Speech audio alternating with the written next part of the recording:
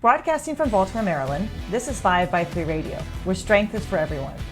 I'm your host, Emily Sobolinski, owner of 5x3 Training, a strength and conditioning gym in Baltimore, along with my co-host, Rebecca Fishburne, founder of Cornerstone Strength Maryland.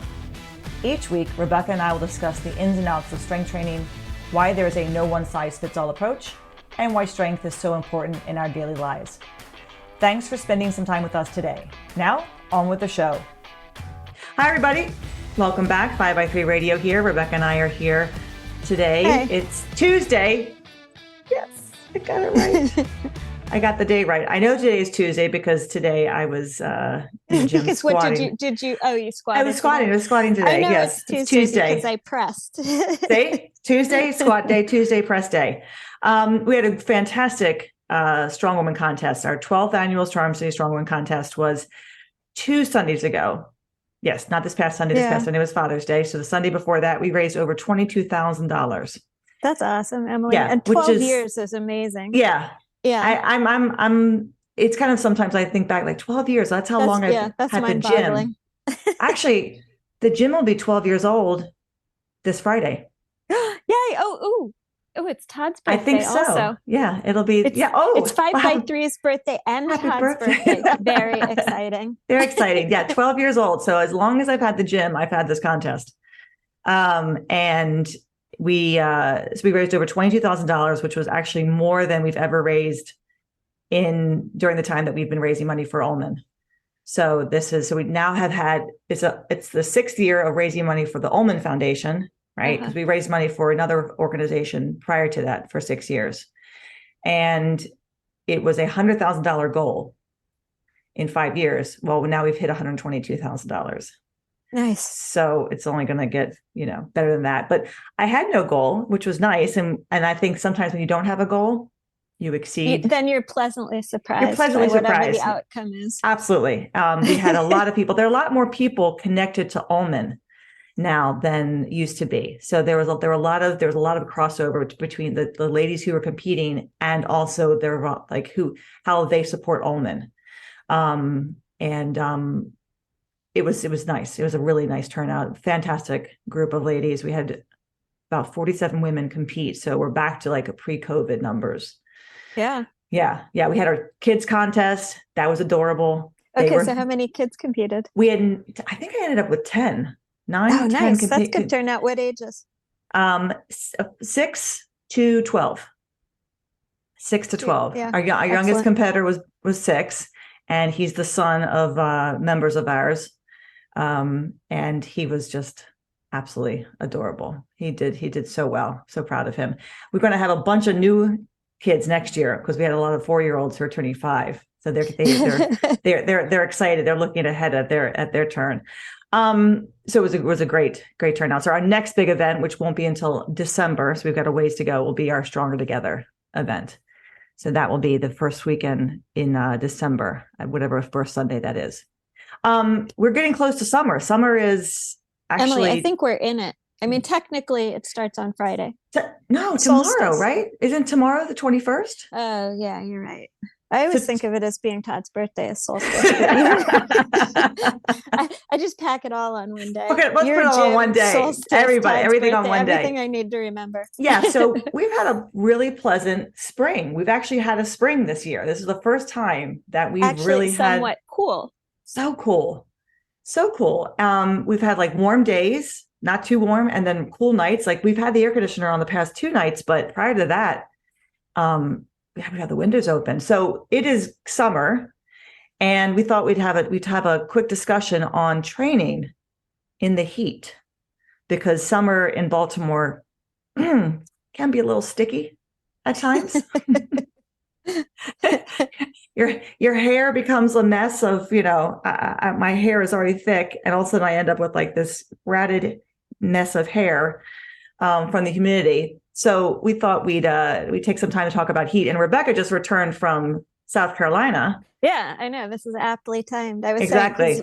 And the thing about that trip is, so some years when I've gone down to South Carolina, I've looked for gyms down there that are more similar to 5x3 or, a gym that I might normally have trained at. Sure. So, like a CrossFit box or that sort of thing. So you kind of go into that experience expecting that you're not going to have air conditioning. So you Right. try and get there at 6 a.m. before it gets too disgusting. Right. And you sort of expect that. And the last 2 years that we've gone down, when I've gone training down there, I've gone with my nephews, and they have gone to the Gold's Gym. And so I didn't notice this the other year, but this year when we went down, I was thinking in my head, like, okay, so I'm used to training at home in my basement. It's air conditioned, it's cool, low humidity. Gonna It'll go be to the the same. Gold's Yeah. Gym. Yeah, same deal. It'll be air conditioned. I mean, yeah, it was air conditioned, but oh my God, was it humid and sticky Mm, in there. mm. And I kind of didn't expect that. And I don't know if that was just, because it was South Carolina and it was humid outside, or something about Gold's Gym and more people and it was crowded. Possibly. I was going to say, if it was crowded, you'd have Yeah, more I mean, more it was heat from even people. at 6 a.m. there, it was Uh-huh. fairly crowded. But I mean, it was ridiculous. My nephew was sweating bullets, and I was I've switched over to the dark side and I deadlift now with my straps pretty much all the time. Well, you're Which not competing, right? I mean, yeah, okay, that's so exactly how I justify it to myself. So preach.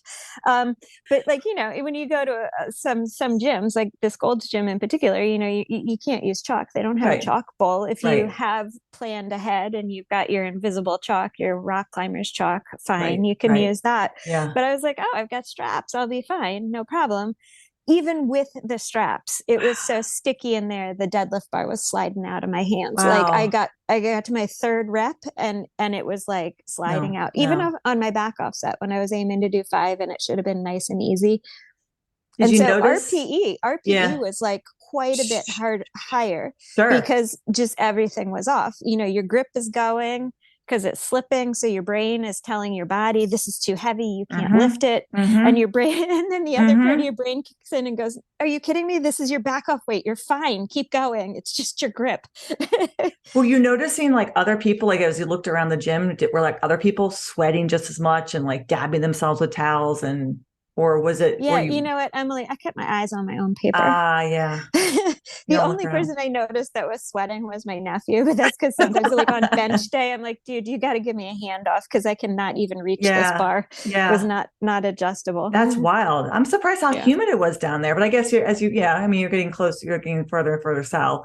So, you're down there in South Carolina. Yeah, that surprised me this year, especially because it was like an air conditioned, you would assume Yeah. climate controlled setting, but Yeah. it was, But if it was busy, it does. I mean, the heat with all those bodies. I know at the contest, I turned the AC on inside, even though we had the doors open and people were in and out of the gym because of the contest. I turned the AC on because we're going to have bodies in there and it was a warm day. And it was down to like the mid 70s, but it was still, it was comfortable in there. But you had all the spectators and then all the mm, the women competing, and it adds up. It does add up. So I can imagine, it's a busy day in the gym. The AC is working even harder to accommodate all yeah, that. it's also like a vast space inside that Yeah, goals. That yeah, I don't know, yeah. maybe they're all like that. It was huge. Yeah, so maybe just the AC was trying to compete with the weather outside, and it may not have been as cool as. And in your basement's always going to be cooler, right? I Yeah. mean, so It's there's that nice. difference. It's nice in the summer. It's depressing in the winter though. But yeah, air conditioning can be kind of hit or miss. There was a young woman who competed in our contest this past year, and she was telling me she trained really well for it, and I saw her in training a couple of times when she came to the gym. But the day of the contest, I could kind of see her in passing. She didn't look so great; like she looked kind of a little bit delirious. And she emailed me later that week and said, I really was. I almost thought I was going to pass out. She hadn't eaten enough. She hadn't drank. She hadn't had enough to drink, and she said, "I really need to try to start training in a non-air conditioned environment Mm. to see what it's like because she wasn't used to training. I mean, it was actually warm that day, and we had events outside and inside, but we only had one event inside. Everything was really pretty much outside. So you need to prepare for that, Yeah. for that Yeah. kind of, that experience. And she knows better now for next year. She's like, okay, next year I know what I need to do. in order to prep for that. And I had that happen to one of my ladies a few years ago. She totally bonked. Like she really hadn't, she was totally dehydrated and she hadn't prepared enough and drink, had enough to drink, and was definitely, down for the count. So that, Yeah, it's the sort of thing I'm thinking about, like when people, with my running history or past or whatever, like if you were going to go run a race someplace that was high altitude, you yeah, would do some high altitude training or some yes, oxygen deprivation training yep, before you yep, went and did your event. But like, if you're not really thinking about it with the air conditioning, if you're mm-hmm. training generally in a situation where there's no air conditioning, you gradually get acclimated to the weather. Not to say we don't get like kind of random heat spells sometimes, Yeah, no, but yeah, that process of acclimating or being, training for that yep. acclimation is important if you're trying to compete and get a good result. Absolutely. Absolutely. I mean, I think people don't often think about the weather, like you said. So, last week, was it last week when we had the fires from Canada, Oh my and gosh. the air Yeah. was so bad, right? The air was so bad. Yeah, And it's also humid. they canceled like one of Felicia's soccer practices because Mm, the air quality was so bad. I hmm. think the county closed all of the field spaces. Yeah, that was crazy. Yeah, so the air quality was bad, but on top of that, it was a little humid one day. I think it was like that Wednesday. And you could definitely tell, like some of my clients were like, they were just the sweat. They were sweating so badly. And it was just like, did they have enough to drink, or was it just themselves? That we're all individuals and it's going to hit each of us a little bit differently. I mean, depending on what, um, who we are. So what are some things that you've noticed in training people, or in dealing with people who train online with you and maybe train in their homes, or train in a gym that may or may not be air conditioned?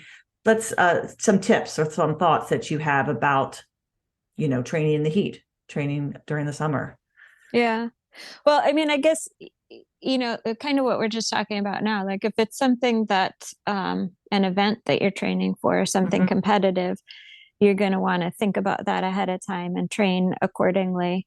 Definitely. If you have a training situation where you generally don't have air conditioning, then you're probably going to acclimate to that Mm-hmm. slowly. Mm-hmm. But if you're traveling, you really want to kind of think about that. And if you're acclimating slowly because that's your general training circumstance, that's one thing.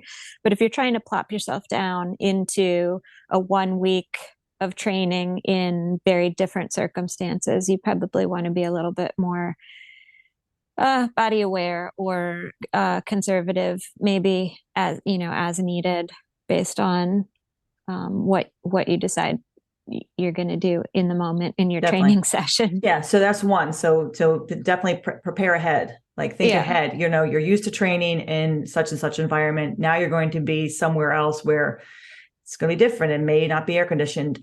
This is not strength training per se, but Kelly went out and did a group hike. Not a few before the contest. Before the contest, she flew out ahead of time, 2 days ahead of time, to acclimate herself to the Yeah. conditions, Good. Good. because she knew that it was going to be a situation where she was going from the East Coast to the Midwest, Mhm. and and there was going to be there was going to be a difference in oh God, what's the word I'm looking for? Altitude. Altitude. Thank you. And so she went out there ahead of time. And I said to her, "How was it? How was the trip?" "Oh, it was fantastic." And she said, "So many people actually dropped out." And it was just a hike. It was just Yeah. a Yeah. group led hike, but they were bushwhacking. I mean, it wasn't just like a little hike, down a trail. So, but they couldn't deal with the altitude, and they had to. And these are people from like Pennsylvania and from the East Coast. And she said they lost so many people, and the guide was kind of a little rattled because there were more people than she was used to dropping out, simply because they weren't acclimated to it. So you do want to think ahead to if you're going somewhere, if you're training somewhere, if you're going to do an event, what are the stakes? What do you have to think about before you head out there? You don't just go someplace else that's 2.5 or 3 hours behind you, and also not at sea level, or at sea level, and then decide you're going to like hike for like, 12 hours. So, so definitely planning ahead. If you're training at the gym or at home and it's warm, what are some things that people should maybe take into consideration so that they have a good training session and they don't find themselves, too blissed out? Well, I mean, staying hydrated, Staying right? hydrated. Yeah. It's a big thumbs up. Yeah. Yeah, and so like you were talking about earlier too, like hydrated, not just in terms of water intake, Hmm. but you might need also, to think about electrolytes. How Definitely. do you replenish those? And um, yeah, so what are some of the things that you do along those lines? That's it. So for hydration, water's great, but for many people, especially people who maybe have maybe older people, even younger people too, who have issues with the heat, you need to have something in addition to that water. So either Gatorade, and if you don't want to drink a full Gatorade with like the sugar, I like to mix it between water and full Gatorade. You can also do Gatorade Zero, of course. It's no sugar, just the electrolytes. They have little packets that you can order, just like small packets that you can add to your water. They have drops. One of my members gave me once like salt drops or some type of electrolyte drops that you can Mm, add. Same thing, just kind of like add to your water, because it's not just enough to drink that. Right, you need more than just water, especially in humidity, in like Baltimore humidity. yeah. And so Well, that's definitely something I encourage people to do. I downed a bottle of Gatorade this morning, and I do my half and half water, half Gatorade. and I mean, I guess like sometimes if people are concerned about the colors, or you mentioned the sugar, but like if Hmm. people are concerned about that or artificial colors or whatever, Right. coconut water is also Yeah. a Yeah. good has lots of potassium in it. And you can Google and find like homemade recipes for electrolyte replacements that have, Yeah. lemon juice and a little Yep. salt and maybe some honey and the water. Yeah. I mean, anything. I mean, definitely for me, water's not going to cut it in the summer in Baltimore. I used to drink a ton of water when I was dancing, right? When I was in college, my father actually yelled at me and told me I was going to turn into water. You were going to float away. Yeah, I was going to float away, and basically said, he said, Emily, too much water is not a good thing either. I was like, because I used to walk around with like one of those giant Evian Yeah. bottles, Uh-huh. right? And just I'd fill it up and I would just guzzle it. And I was told that there's such a thing as too much water. So Well, that, I mean, that might turn me technically off. there is, Yeah, but yeah, but like the right. chances of you drinking enough to get what a Yeah. hydroneutropenia. So part of me might have been turned off from that. I was told there is such a thing. So now I don't even now drinking water is like I'm gonna like push myself to do that. So I find ways to make it a little bit more inviting, lemon in my juice, in my water, or lime or something like that, or you know, iced coffee or tea or something that's got a little bit of sweetness to it. But that's a big one for me, is just not water for the summer. So hydration, food. We were talking about Mm. eating. So what are some thoughts that you have on as far as eating? Yeah, what were you going to say? No, I was going to say I'm one who, when it's warm out, I don't tend to eat as nearly as much as I drink. Right, I drink a lot Yeah. more fluids, in the summertime. So, but I still try to eat a decent meal, before I train. Now I train in the morning, so I've had breakfast. So hours later, after I've had breakfast, that's when I normally train.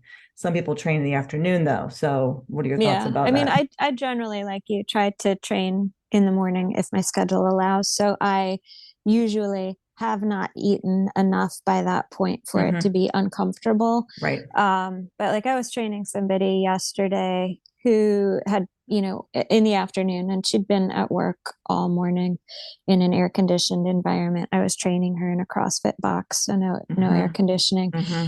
And like when it's air conditioned and you're in that setting, you eat the way you normally would. Right. Like like Yep. you've Yeah. described it. When it's hot, a lot of times people will eat less. When it's Yeah. hot, they'll Yep. drink more fluids. But if you're in an air conditioned environment all day long at work, you might just eat the same way you normally Sure. would. And that was what she had done. So when she showed up at like 2 o'clock to do actually, I guess it was 3 o'clock, and she had eaten lunch at 1.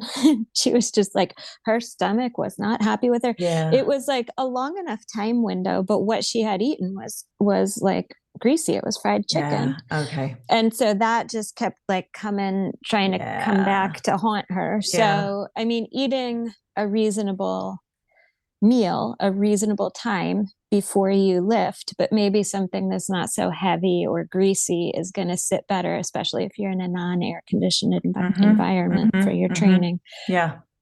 Might be a good way to go. And that's something too, we didn't mention. So you are talking about hydration. So obviously when you're training, drinking something other than water. But if you are working all day and you're at work and you're in an air conditioned environment, and then you go to the gym, you should have made sure that you're drinking enough throughout the day so that you don't head to the gym, start training, and then try to ingest all that fluid, right? I have the times that I've been dehydrated have not come from training, but flying on the plane. I'm so bad at that. I'm so bad at not drinking and flying on the plane. Or like a 10-hour drive to Charleston. Yeah, yeah, yeah. I that happened to me once driving to when we went to a conference down in Texas. And I flew down there. It was a 2-hour drive from Dallas to Wichita Falls. We get to the gym for Friday night and I am totally like bonked. I mean, I was guzzling water there. I was standing by the water fountain. I had such a headache. I couldn't pay attention to what was going on, what the lecture was, because I was so dehydrated. And it was because of the plane ride and then the drive to to 2 hours, which I didn't want to drink because I didn't want to have to pee. It's not a good idea. Don't do that. So if you're working all day and then you decided to go to the gym and you've been in an air conditioned environment, make sure that you've had enough fluid throughout the day prior to going, especially because I'll go from the house to the gym and it's air conditioned in my house. And then I go to the gym and it hits me right away. At least I'm at the gym more often in non-air conditioning. So I'm used to that, right?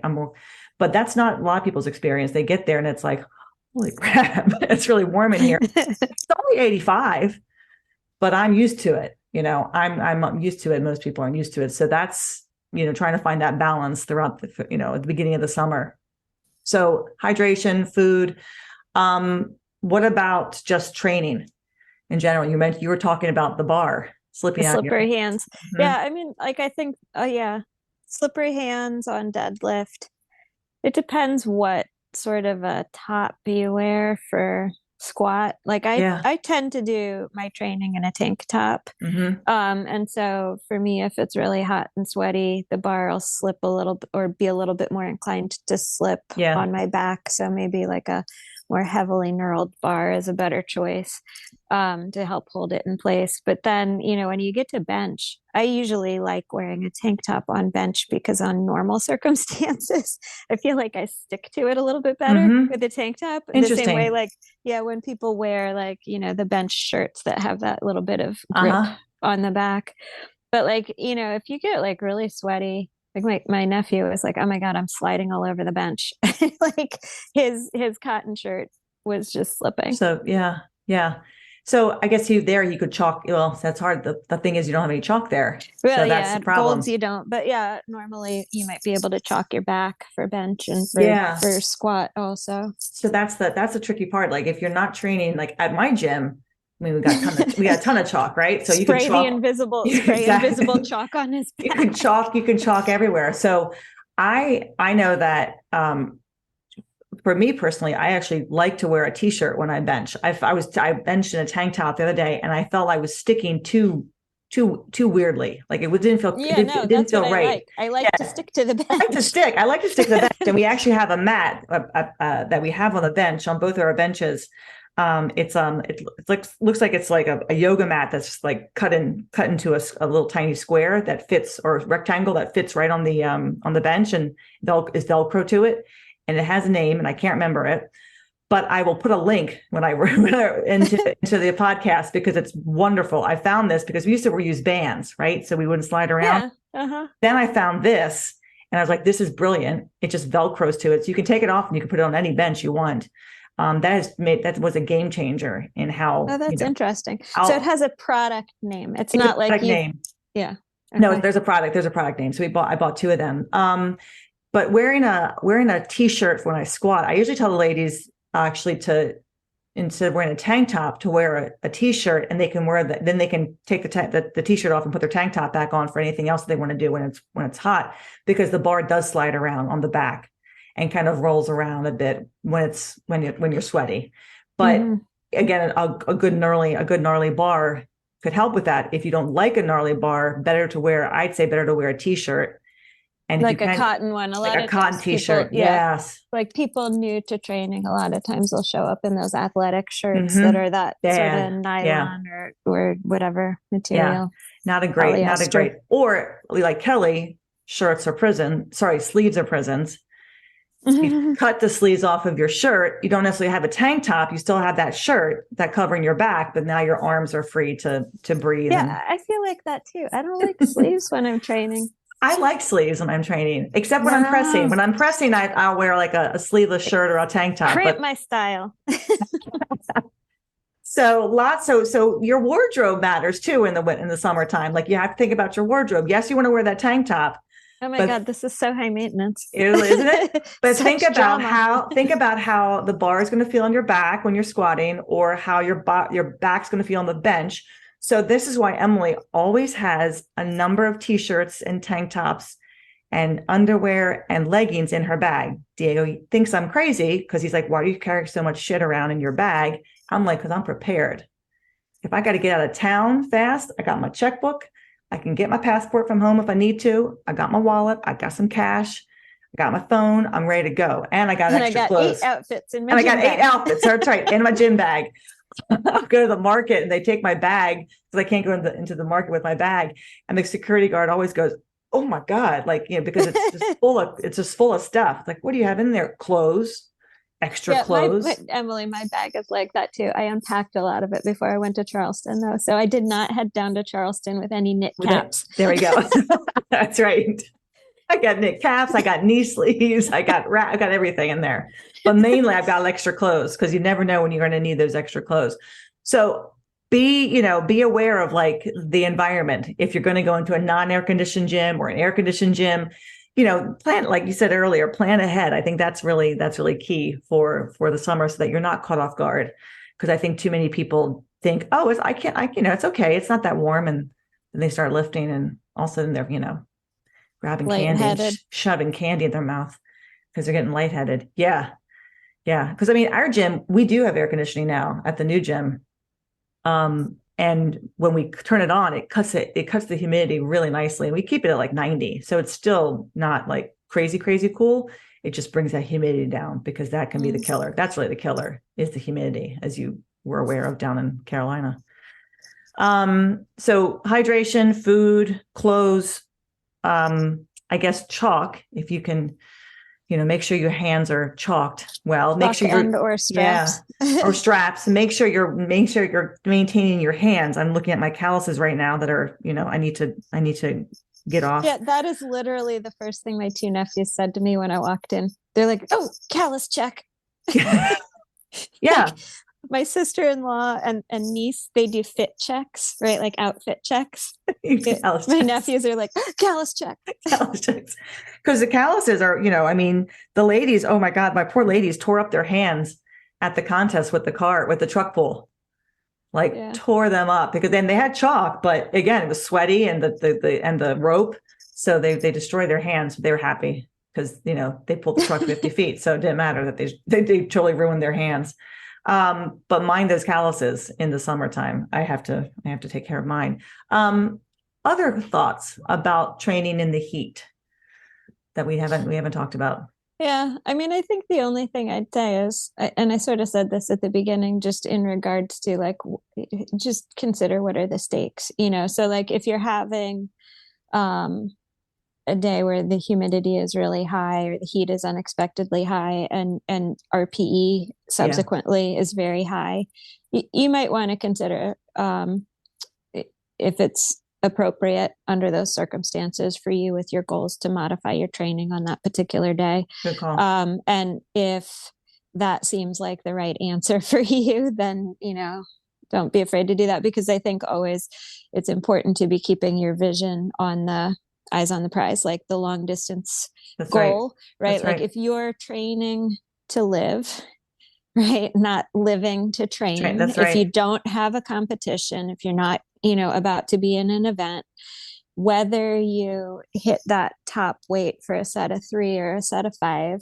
and whether you have to circle back to that weight for that number of reps the next block, it's Right. not the end of the world. Right. Right. um, so, Think that, and just train wisely. that is something that's really tricky for some people who are too trained. It's like if you don't have like something coming up, you don't have a competition coming up, like you said, if there's not an event that you have to train for it, even then, if you have to, having a day where you're just going to go, you know what, I'm not feeling it. It's okay, because you will save yourself by recovering and resting rather than trying to push through and then possibly hurt yourself because you weren't thinking, so clearly as you're training. So that's tough for people. We get a little Tunnel caught up. vision. We get Yeah. tunnel vision. We get caught up in the numbers. We get caught up in numbers and this is set in stone, nothing's set in stone. And we have said that so many times on this podcast. Yeah. Like the whole idea, like this is your program. You're going to Yeah. follow the program. Yeah. We're not machines. And if there is a program that is meant to be followed, then all of the circumstances would remain, all of the other variables would remain unchanged. But there are so many variables that we think we have control over that we don't necessarily, with stress and recovery and all of that.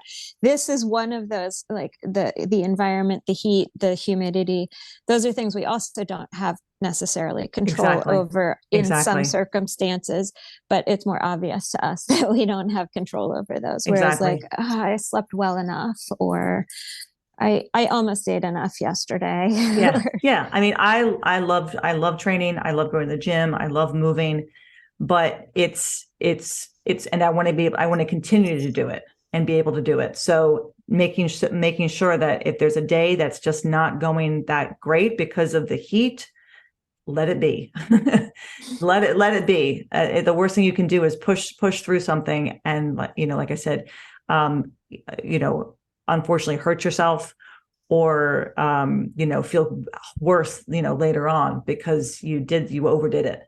And you really weren't, quite 100%. So it's the heat, can be a factor, just like the cold can be a factor for many people. And many people thrive in the heat. I have a member who thrives in the heat. Like the heat is when the PRs are hit and the cold is when hibernation occurs, right? and that's fine too. So you kind of have to know yourself, like in the wintertime, some people thrive with the winter and it's like everything goes great. And then summertime, everything goes to shit. And it's reversed for other people. It's like a year-long circadian rhythm. Right. So you have to kind of think about it all. The point you just said about you have to know yourself, I think that's like kind of the basis for all of this too, because you and I are both talking about like maybe when the heat and humidity is bad, that maybe it's advisable to pull things back, right? And that's also based on you and I tend to come from a place where we push ourselves maybe a little bit harder. There's other people on the other end of the exercise spectrum who hate exercise and will look for any reason to get out of going to the gym. There's your baseline that you have to understand. Where are you on that scale? And if you're a person who tends to push yourself too hard, then maybe when it's really high humidity and heat, or you're training in, like an environment like that you're not used to, then maybe you need to pull it back. If you're somebody who tends to look for excuses not to train or not to push yourself, well, we're not condoning that. We're not trying to give you one more excuse. No. And I've heard that. I've heard, oh, well, it's the heat or the cold. I'm like, well, they're cold clothes and layers that you can put on and then take off. The summertime is hard because you can only take off so much, So you have to learn. You can only take off so much. Please, and I don't let people train in their sports bra in my gym. Sorry, that's not who we are. The men keep their shirts on, the ladies keep their shirts on. You're welcome to wear a little tank top. You're welcome to wear shorts. Keep yourself. Yeah, I'm over in a CrossFit gym. If you want to be like nearly naked. No one needs to see that. Come on by. I'm No not needs one of to- the ones who is nearly naked, but No one everybody needs- else is. No one needs to see that. Thank you very much. Happy to be over here with my shirt. So that I think that's that's pretty much what we have to offer in regards to training in hotter weather, based on what obviously we've done ourselves and what we've helped our members and our clients with. If you've got other ideas, we'd love to hear them, or what you do to prepare for summer training. And maybe we'll do a podcast in the winter about winter training and what to do when it's really cold. Here's a nice, this is, I think, a summer training idea that I got from my nephews. I'm going to get this wrong, but basically, like you're talking about, I mean, this is totally random, but like for a training treat, you take grapes, roll them in like a fruit flavored protein powder, stick them in the freezer. Oh, yeah. What do they taste Protein, like? Carbs, and frozen. What does it taste like? I don't know. I Oh, you haven't tried it. I haven't tried it. Oh, Yeah. So after you try it, let me know. My nephews say it's fabulous. Well, Diego has strawberry protein powder. Yeah, take some grapes, roll take it in some that, grapes, and let me roll know. on that. I'll try that. Yeah, his protein Like powder. I think it was like a Sour Patch Kid, like a cold Sour Patch That would Kid. probably taste better than what I had when I've had his. It just tastes like strawberry Kool-Aid, which I like Kool-Aid, but I don't like it in a protein powder form. Oh, you know. See, I have a lot of Clear Whey. Like in the summer, that's what I'll tend to use. Okay. It's like I've got the Clear Whey lemonade. I'll do that, like strawberry lemonade, cherry lemonade, just I like straight that. up Clear lemonade. Clear Whey. And put ice in it. Yeah, it's My Protein. That brand, My Protein. My Protein. And they have a Clear Whey. Yeah. I'll have to look that up. I'll have to check that. I'll have to check that out because that sounds good. I like the idea of the strawberry lemonade. Yeah. Okay. It's tasty. Okay. Very tasty. We're going to end there on that note. Just as well. I give you any other bad recipe. I'll find that link. I can't think of. I will find the link of the mat that we use for our benches. And if you guys, and I told one of my other clients about it because he kept sliding around his bench. So anybody who's listening who's like, yeah, I slide around on my bench, check this out. And you'll be surprised at how nice it works. Then you can use it all the time. You can take it with you too. And when you go on vacation, because it's Velcroed. Well, especially in your bag that's full of outfits and Always. All the other gym things. Just need my passport. And I'm out of here. It was like, you're out of where? I'm like, I don't know. Here. Wherever I need to be out of. Wherever I need to be out of. I can be on the road in 2 seconds. Thanks everybody for joining us today for another 5x3 radio podcast. We will be back in a couple weeks. And send in your videos of you trying the frozen grape protein powder. That's right. I'm going to have to check that out. I'm going to have to buy some grapes now. And Diego's like, what are you doing with my protein powder? And I'm like, nothing. rolling some grapes. Nothing to see here, Diego. Nothing to see here. Move along. Thanks everybody. Have a great week. And we'll be back in a couple weeks trying to figure out when that's going to be. I won't be on vacation until the end of August. So we'll have a couple more podcasts coming out before then. I got a smattering of things I'm doing here and there. It's crazy. Oh, you Emily. know what? Maybe we have my nephew on.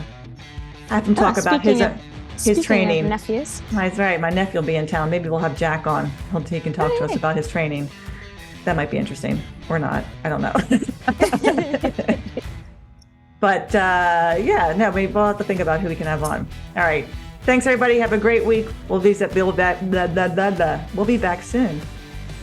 Take care. Bye. Bye-bye. Thanks for listening to 5x3 Radio with Emily and Rebecca. If you like our show and want to know more about 5x3 training, please visit us at www.5, that's F-I-V-E, the letter X, the number 3.com. You can also find us on Facebook and Instagram. To learn more about Rebecca, please visit her website, cornerstonestrengthmaryland.com. Thanks for listening and have a great week.